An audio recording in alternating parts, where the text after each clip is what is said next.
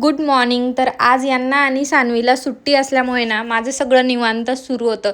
निवांत छान केस धुवून घेतले आणि ते सुकवून घेतले आणि केस धुतल्यानंतर जी फ्रेशनेस वाटते ना तशी रोज अंघोळ केल्यानंतर अजिबात वाटत नाही. आता तुम्ही हे रिलेट करता का मला कॉमेंट्समध्ये नक्की सांगा. आणि त्यानंतर म्हटलं चला आज यांना दोघांना सुट्टी आहे तर नाश्त्यामध्ये वेगळं काहीतरी करू, म्हणजे नाश्तासुद्धा होऊन जाईल आणि जेवणसुद्धा होऊन जाईल, दोन्ही पण पोटभर होऊन जाते. त्यामुळेच हे आलू पराठे करायला घेतले.